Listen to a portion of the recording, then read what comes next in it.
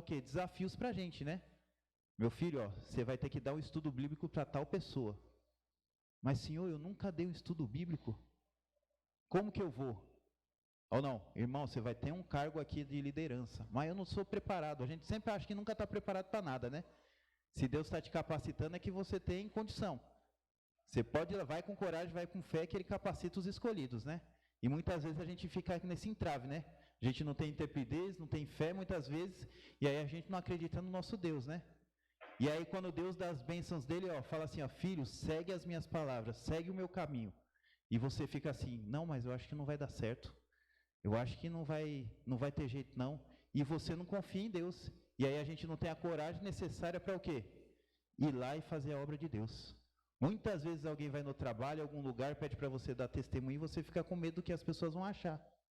O que eu vou falar para elas? O que elas vão achar se eu der falar que Deus abençoa elas, que você vai orar por elas, vão achar o que eles vão pensar de mim? E a gente não tem essa coragem, né? E a gente precisa ter confiança. Se a gente está aqui fazendo o caminho de Deus, Ele vai estar conosco. E a gente tem que ter coragem de ir lá para frente. Vamos embora. Eu lembro quando eu dei meu primeiro estudo bíblico, nunca tinha dado estudo bíblico, com 23 anos de idade. Eu falei, misericórdia, Senhor, já estou com 23 anos de idade, não estou fazendo nada aqui, só estou vindo, sentando e fazendo mais nada. Cantando no máximo, né? Eu quero dar um estudo bíblico. Em uma semana, Deus me deu a oportunidade de um estudo bíblico. Uma amiga minha falou que sonhou comigo dando estudo bíblico com outra amiga. A amiga dela falou para ela e ela me indicou. Aí eu falei, ó, pedi agora. Quem pede tem que ir, né? O Senhor deu a bênção, né? E eu falei, não, vamos lá. Ela falou, já deu algum estudo bíblico? Eu falei, nunca dei. Mas eu leio, estudo antes e vamos junto. 50 anos na igreja tem que saber pelo menos um pouco, né? E foi uma bênção o estudo que a gente teve. Foi fácil? Não. Mas eu tive coragem de ir. E muitas vezes a gente precisa dessa coragem para ir avançando na nossa fé. Então, tudo era perfeito e belo. Tudo que era perfeito e belo se manchou, como a gente viu nos últimos dias, né? Com a entrada do pecado, aquilo que era perfeito e belo começou a ir murchando, morrendo, por causa do quê? Do pecado. E, irmãos, Deus trouxe um novo começo para esse mundo através de Jesus. Olha o plano que a gente já viu, o plano da redenção ali, a maravilha que Deus deu, a importância. A vinda de Jesus foi tão grande nessa terra que Ele zerou a história. O nosso mundo é dividido em quê? Os anos aqui de antes e depois de Cristo. A vinda de Cristo foi tão importante que a contagem dos anos zeraram no nascimento de Cristo. Olha essa importância. Você já pensou? Se não era para estar, quando a gente vai estudar, né, a gente vai menos tanto, né? E depois de 0, 1, 2, 3, por quê? Por causa do nosso Redentor. Muitos falam que só foi um homem, só foi um profeta, alguma coisa, mas a vinda de Cristo foi tão grande que até o calendário, quando ele nasceu, aquele ano ali foi o 0. Foi o principal ano ali. Olha a benção aqui, né? E irmãos, já que essa vinda foi tão importante, o meu slide não está passando. Mohander?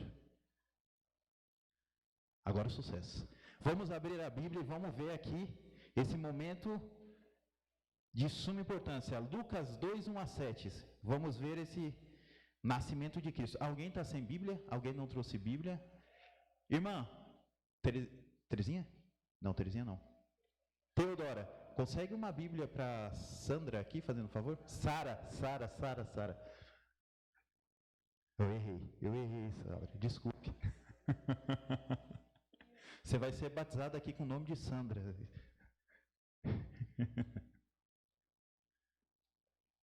Então vamos ler Lucas 2, o verso 1 ao verso 7. Todos acharam? Amém? Conseguiu achar, Sara? Perfeito. Saulo? Perfeito. Então vamos ler junto. O nascimento de Jesus Cristo. E fala assim o verso 1. Naqueles dias foi publicado um decreto de César Augusto, o imperador, convocando toda a população do império para recensear-se. O primeiro recenseamento foi feito quando Quirino era governador da Síria. Todos iam alistar-se, cada um na sua própria cidade. José também subiu a Galiléia, da cidade de Nazaré para a Judéia, a cidade de Davi, chamada Belém, por ser ela da casa da família de Davi, a fim de alistar-se com Maria, sua esposa, que estava grávida. Estando eles ali, aconteceu que completaram-se os dias. Verso 7. E ela deu à luz ao seu filho primogênito, enfaixou-o e o deitou numa manjedoura, porque não havia lugar para eles na hospedaria. Bem conhecido esse verso, né? A gente já deve ter lido várias e várias vezes. A Páscoa a gente fala dele. Aqui nós vemos então um relato que o imperador pediu um recenseamento ali das pessoas, saber quantas pessoas tinham naquele lugar. E aqui, cada um tinha que ir para a sua cidade de origem, né? Então José vai ali com Maria e Jesus nasce naquele momento ali, né? E nós vemos aqui que ele não tinha um lugar para se hospedar. Então vamos pensar aqui, o Rei dos Reis e Senhor dos Senhores estava nascendo, todo o Antigo Testamento apontava para a vinda do Messias, a vinda de Cristo, e era para o povo estar o quê? Se preparando para a vinda dele. E não era por falta de aviso, né? Que nós vemos que quando os sábios chegam ali para falar com Herodes, aqueles homens sábios já sabiam onde ia nascer, né? Já sabia qual era o local. E ninguém estava esperando Jesus. Como que o Rei dos Reis, Senhor dos Senhores, devia estar nascendo no melhor palácio, no melhor local, no maior lugar que tinha ali, entre eles ali, por causa que era o Salvador do mundo. Na nossa lógica seria isso, né? Mas na lógica do povo, ninguém estava esperando ele. Se não fosse o auxílio de Deus para que algumas pessoas estivessem ali, só José e Maria estariam ali junto com Jesus. Irmãos, aqui Martin Scott escreveu assim: o início do Evangelho de João aponta não somente para o futuro, o que Cristo faria, mas para o passado, o que ele fez e quem ele é. Como nós falamos, o Evangelho de João 1 ali, é a primeira parte da Bíblia, né? É o primeiro verso, né? Vem antes de Gênesis, né? Por causa que o verbo se fez carne, o verbo era com Deus falando de Jesus. Aquela é a primeira parte da Bíblia. Depois vem Gênesis 1 ali falando da criação. Ali em João nós vemos o trabalho de Cristo, Cristo como Deus, o que ele iria fazer e o que ele fez por cada um de nós. Igual aqui Métis falou. Então Jesus é chamado de o verbo, a palavra de Deus. Através de Cristo tudo foi criado e tudo foi feito pelo intermédio dele. Como está em 1 João 1:1. Nós vemos que ele falou e tudo se fez. Ele ordenou e tudo passou a existir. Tudo foi feito por intermédio de Cristo, o nosso Salvador. Sem ele, nada do que foi feito se fez. E nós vemos que por meio dele tudo foi criado e continua existindo. Ele é que sustenta o mundo. Ele é que sustenta tudo aqui nessa terra. O nosso Salvador e o nosso Criador. Imagine se não tivesse Deus para sustentar as coisas aqui. Vocês já pararam para pensar, não sei se vocês já pesquisaram, as probabilidades que a natureza tem para funcionar? Se a nossa terra fosse inclinada 1 centímetro a mais, não poderia ter vida nessa terra. Se ela fosse não sei quantos metros a mais perto ou mais longe da Lua, não tinha vida.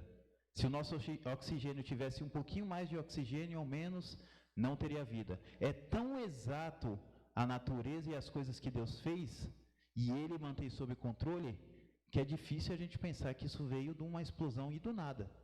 É muita probabilidade para dar certa, para a gente pensar que isso aqui aconteceu do acaso. E Deus, como está ali na imagem, né? Ele mantém o mundo ali pelas suas mãos. Se não fosse por Deus, coitado da gente aqui. A gente já vê alguns desastres aqui acontecendo.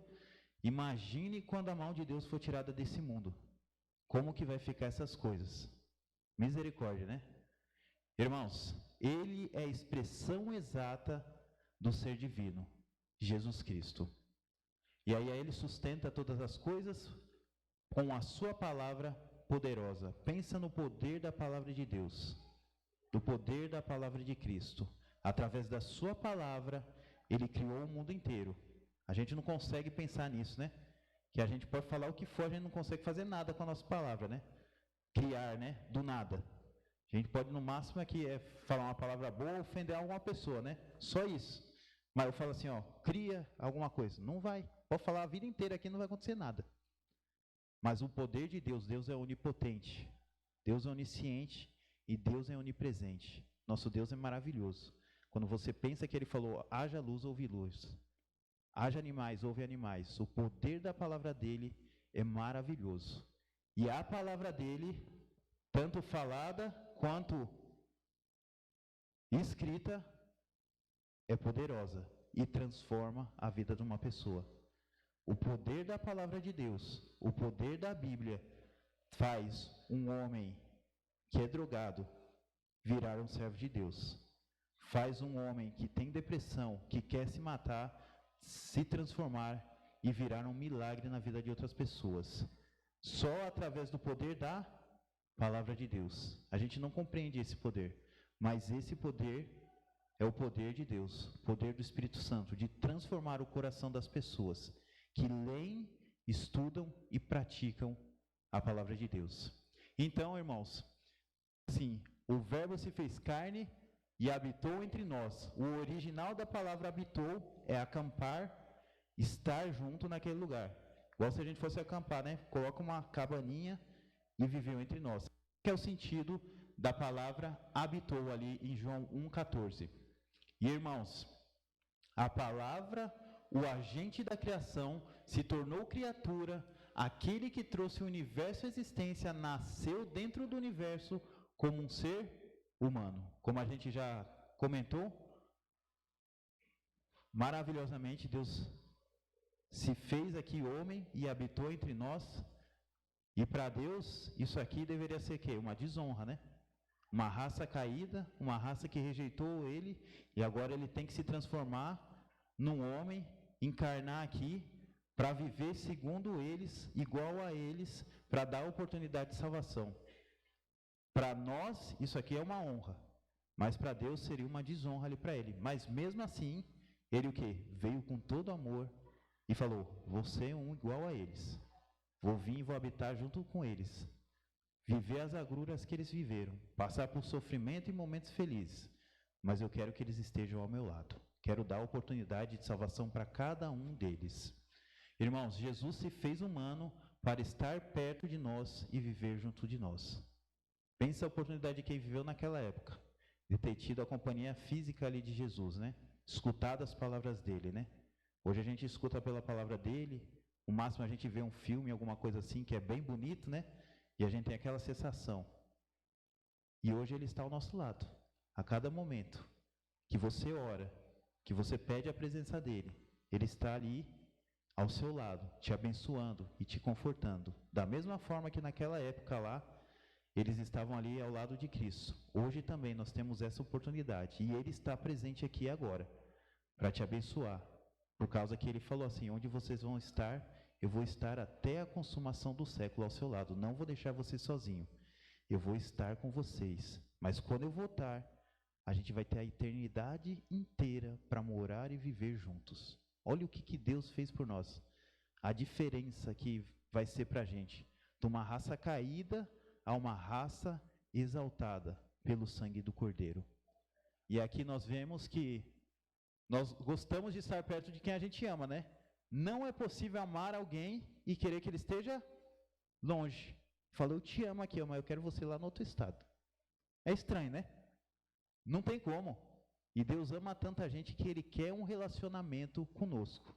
E um relacionamento você precisa do quê? Conversar, passar tempo junto. E com o tempo vai criando o quê? Um sentimento de amor. Aí sim você casou com sua esposa, seu esposo, você tem seu amigo, sua família, é o tempo e aquele relacionamento vai trazendo amor. É isso que Deus quer para cada um de nós, que nós passamos tempo de qualidade com Ele, através do estudo da palavra, da oração, vindo à casa dele, conversando com ele, não só pedindo para Deus, agradecendo só aquela oração metódica, né? Não, Senhor, me abençoe nisso aqui, eu estou precisando só de bênção. É bênção, bênção, bênção, bênção, bênção. Eu não, Senhor, estou com problema, é problema, problema, problema. Que relacionamento é esse, né? Imagine você que sua mulher falou, ó, só tem desgraça, desgraça, desgraça, desgraça. Ou não, tá tudo bem, tá tudo bem, tudo bem, você não conversa mais nada, não fala como foi seu dia. Não tem como ter um relacionamento desse jeito, né? Com Deus é a mesma coisa. A gente tem que falar, igual falar com ele como se fosse com um amigo, né? Conta como você está, como foi seu dia, o que você pensa, o que você está, como você está sentindo. Você tem que abrir um coração para ele. E aí sim isso vai causar um relacionamento. E aí você vai amar tanto a Deus que você vai fazer tudo por ele. Irmãos, Cristo Emanuel significa o quê? Deus conosco. Tem muitas pessoas que têm o pensamento de um Deus transcendente, que é aquele Deus que criou os céus e terra, um Deus que está lá no céu, um lugar inacessível para nós, e esquece que esse Deus também é um Deus imanente. Aquele Deus que está o quê? Ao seu lado, que mesmo sendo todo poderoso, Ele está aqui do seu lado, Ele escuta as suas agruras, os seus problemas, e Ele quer te ajudar. Deus é todo poderoso, mas Ele quer ter um relacionamento a cada momento com você. E nós vemos que ao se tornar humano, Jesus aproximou mais do que nunca nós de Deus. Pensa que naquela época eles tinham aquela visão, né, errada de Deus. A Bíblia, os evangelhos vêm trazendo muito isso para a gente, né? As pessoas só falavam, não, você não pode fazer isso, não faz aquilo, não faz aquilo, não faz aquilo, senão Deus vai se irar, vai destruir a gente. E eles esqueceram de um Deus de amor. E aí Jesus teve que vir aqui, viver a vida e mostrando para ele, ó, Deus é amor. Você ama a Deus de todo o coração? Ama os outros também, como você mesmo. Você tem que fazer isso aqui, ó. Não pensa só nas coisas erradas, não. Deus chama de todo jeito, Ele quer que você ajude os outros, que você faça isso aqui, esteja na casa dele, esteja com seus familiares. A vida inteira de Jesus foi para mostrar como que Deus nos ama e quer que a gente se relacione com Ele e com os nossos semelhantes. Ele precisou vir trazer aqui, por isso que falou que Ele veio na plenitude dos tempos, no momento certo, na hora certa, para mostrar o que Deus queria para os filhos dele, a forma de viver e a forma de caminhar um servo de Deus ali. E ali ele conheceu as nossas lutas e dores. Jesus, ele experimentou as necessidades pelas quais a gente passa hoje. Jesus também, ao mesmo tempo, nos revelou a glória de Deus. Por isso que o discípulo falou assim, ó, nos mostra o Pai. E ele falou, vocês já estão comigo aqui há tanto tempo, quem vê a mim vê ao Pai. E eles não tinham compreendido. Quem tem relação com Jesus, vê quem é o Pai. E eles não tinham visto isto. Não tinham compreendido. Cristo é uma fonte inesgotável de boas novas. Você pode ler aqui a Bíblia a vida inteira. Sempre vai ter alguma coisa que parece que é nova ali. Que foi feita para você. Como se tivesse escrita naquele momento para você. No sofrimento que você está passando, na felicidade que você está passando, parece que a Bíblia, um pedacinho ali foi o quê? Parece que Paulo escreveu isso aqui para mim. Parece que Davi escreveu isso aqui para mim, pensando em mim. Deus estava pensando em você mesmo, quando escreveu várias coisas da Bíblia. Por isso que ela é tão real para a gente. Quando a gente mais precisa dela, de uma palavra de alento, você abre a palavra de Deus e Ele fala ao seu coração naquele momento. A palavra de Deus é uma fonte inesgotável de alegria e boas novas. E Ele teve, quem? Jesus, coragem de enfrentar tudo por nós, para nos dar um novo começo.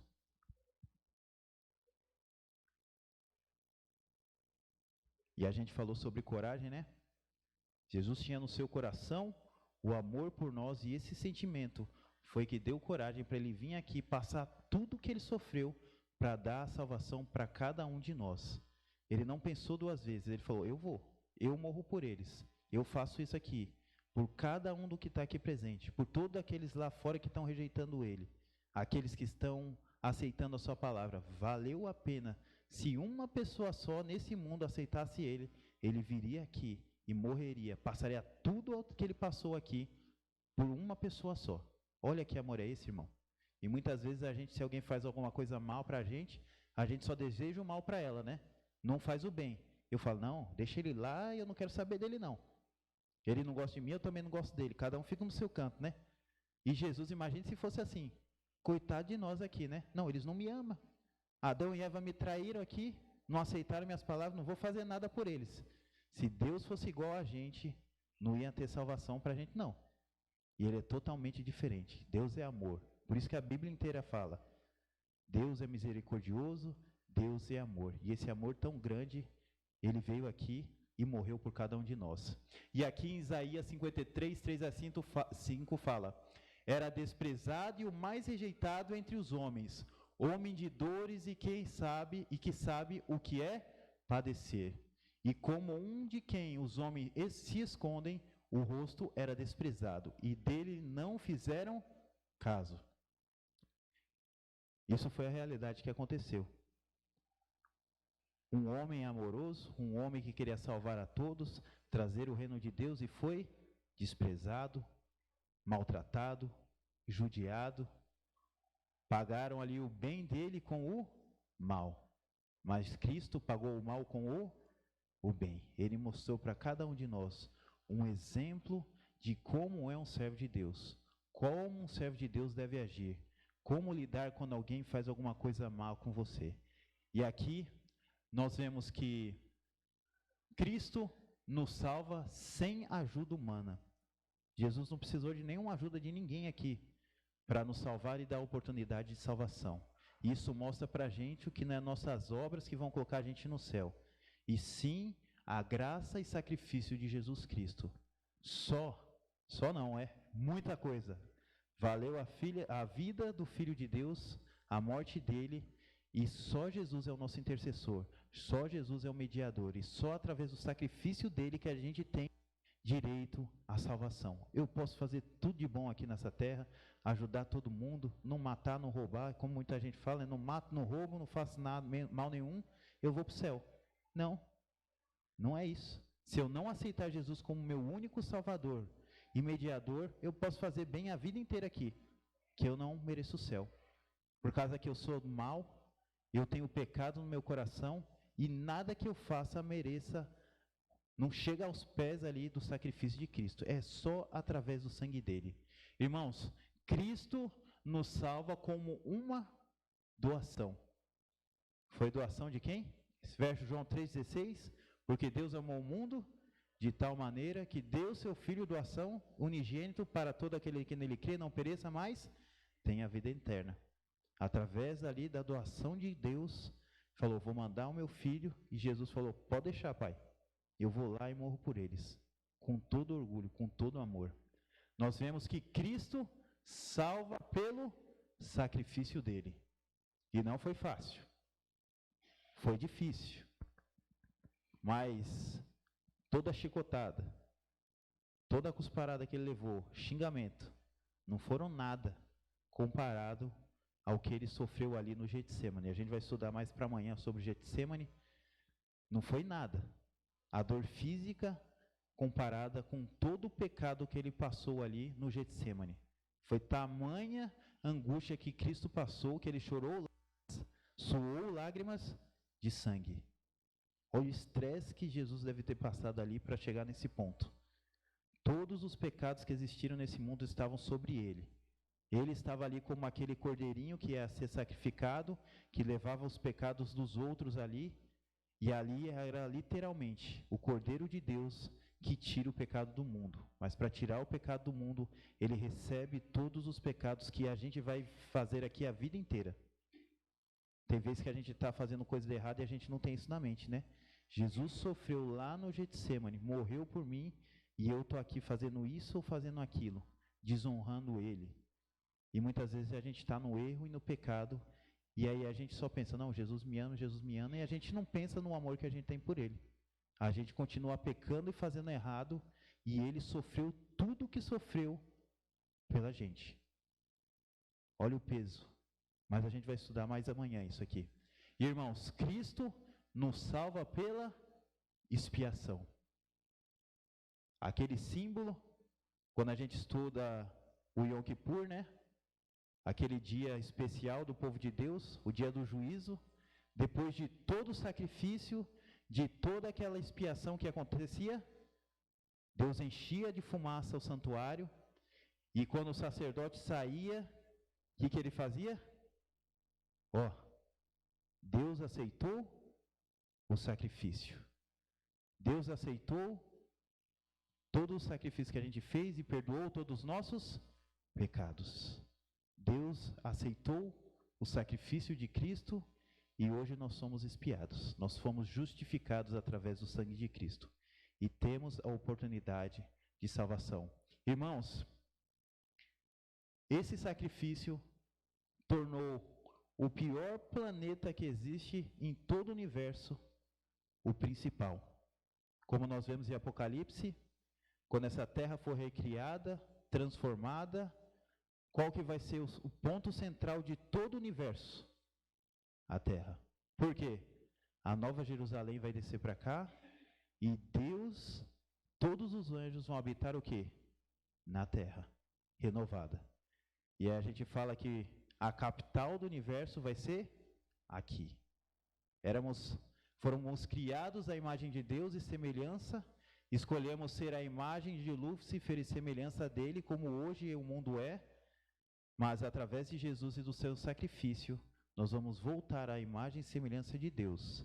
E uma raça que foi pecaminosa, a pior raça que vai existir nesse universo inteiro, vai ser a raça que vai ser diferente, que vai ser um exemplo para todas as gerações de pessoas que possam surgir aí, que Deus criar depois.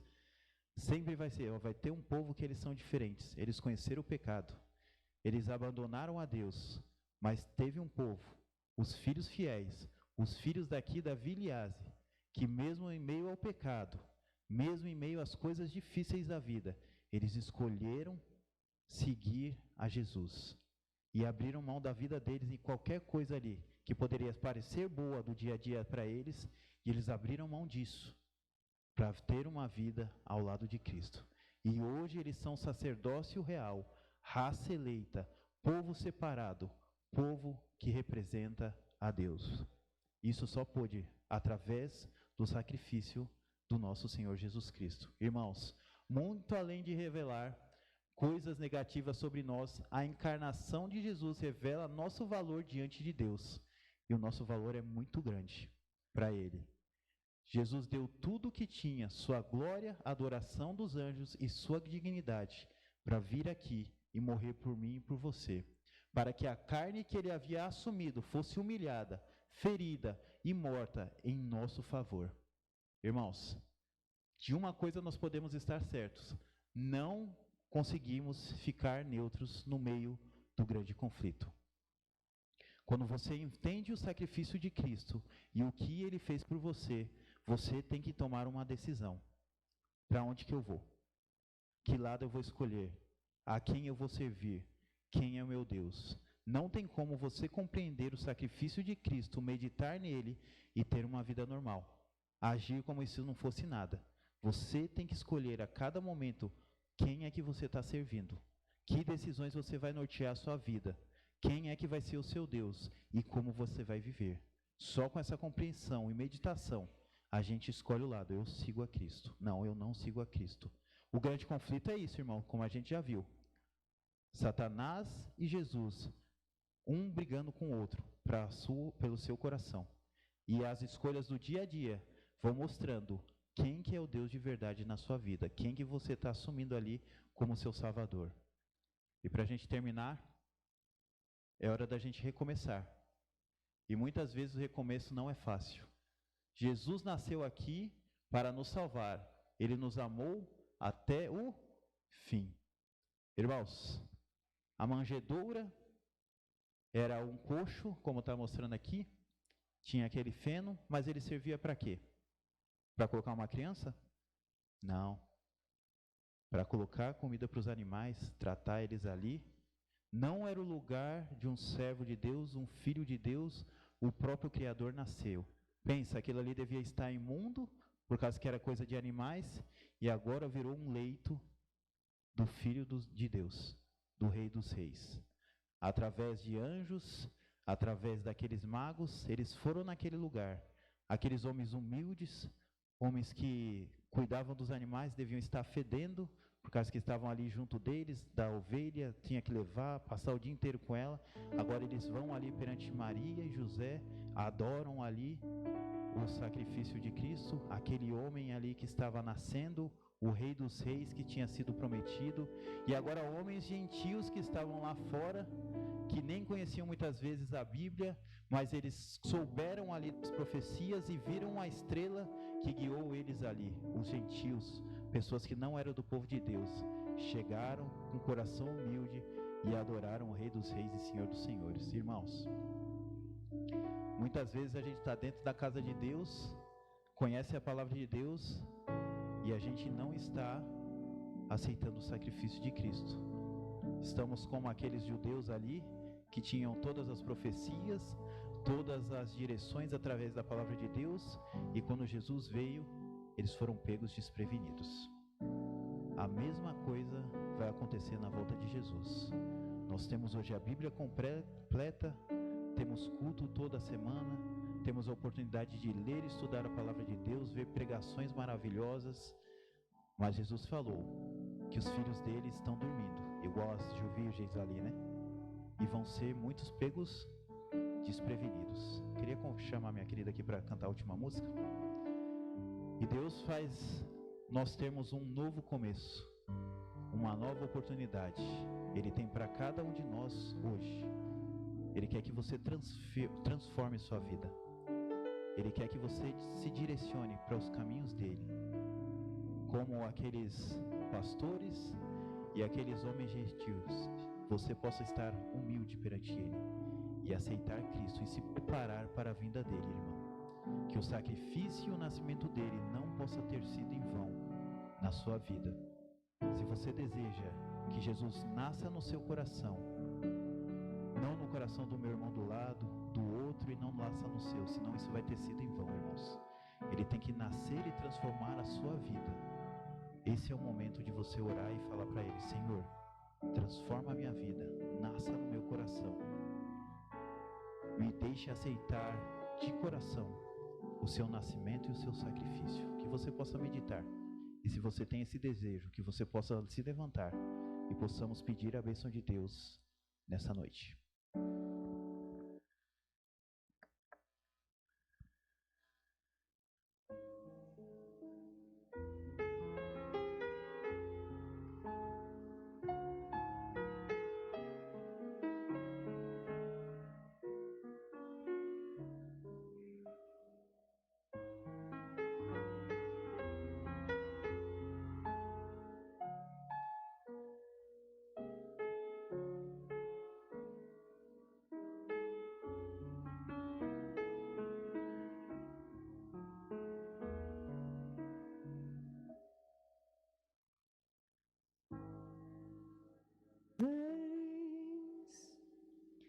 Que descanses de Jesus,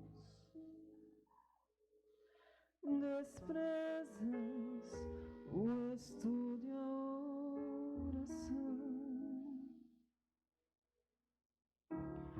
ou estarias pronto e repletos de emoção, se tu hoje te encontrasses com Jesus.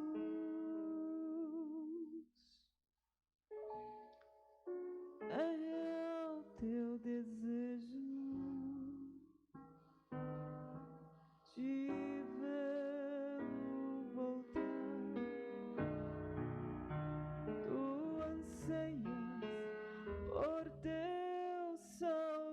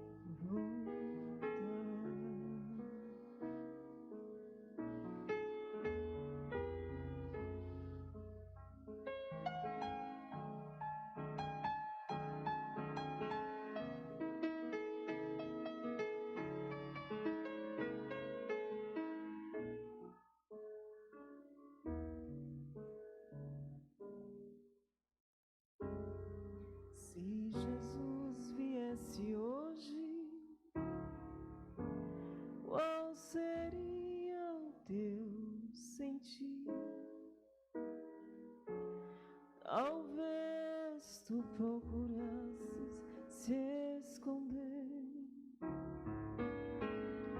devido a algum pecado que não queres submeter.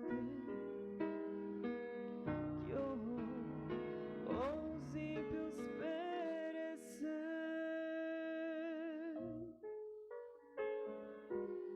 É o teu desejo de vê-lo voltar. Tu anseias por teu Salvador.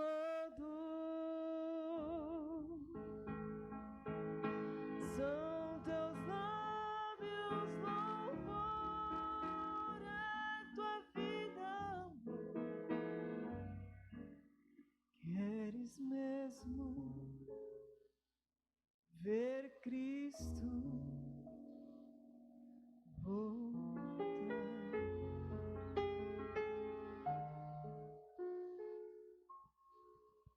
Queres mesmo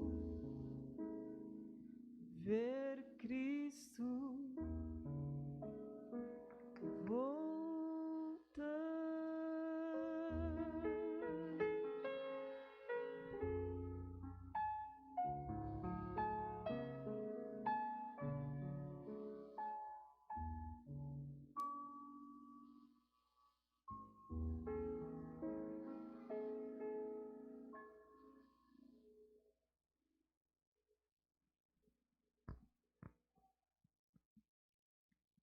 Amém. 1 João 4, versículo 6 fala assim, versículo 9.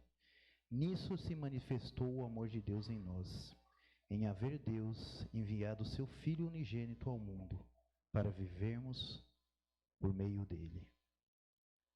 Não adianta Jesus nascer de novo aqui, nascer em outro lugar, se ele não nascer no seu coração, irmãos. Que você possa voltar com esse pensamento em sua mente, se entregar a ele e deixar que ele tome as suas decisões e ele reine no seu coração. Vamos orar. Pai amado que habita os altos céus, honrado seja o seu nome, Pai. Obrigado pelo nascimento de Cristo, obrigado pela oportunidade que o Senhor nos deu de recebermos o Salvador aqui nesse mundo pecaminoso, Pai. Ele viveu igual a nós, Pai. Ele passou por todas as labutas aqui nesse mundo, mas ele foi vencedor, Pai. E através de Cristo, nós hoje também possamos ser vencedores através de seu sacrifício, Pai. Fortalece a cada um aqui presente, Pai. Faça com que nós tomamos a cada momento a decisão de estarmos ao seu lado, seguirmos as suas palavras e possamos abençoar a cada um aqui que nós tivermos contatos, Pai. Que nós possamos abrir mão das nossas decisões e do nosso coração para ter o Senhor no centro da nossa vida, Senhor. Perdão por todos os erros e todos os pecados que cometemos, Pai. Que o Senhor nos abençoe e seu Santo Espírito esteja conosco. Nos guia em direção aos nossos lares, Pai. E que amanhã possamos voltar para aprender mais de Ti, Senhor. É o que eu lhe peço, Pai, e agradeço no nome do seu Filho amado Jesus. Amém. Uma boa noite a todos e até amanhã.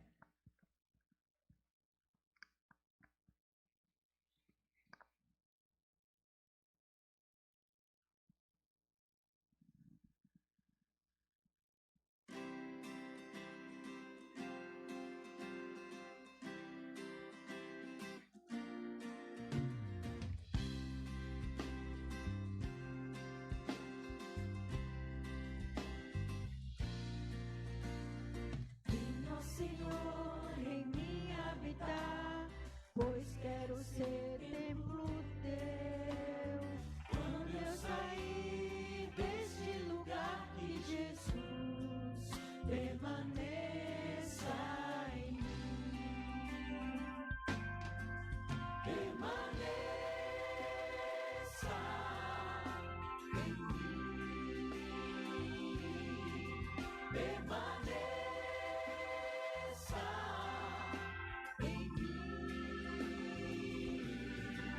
Permaneça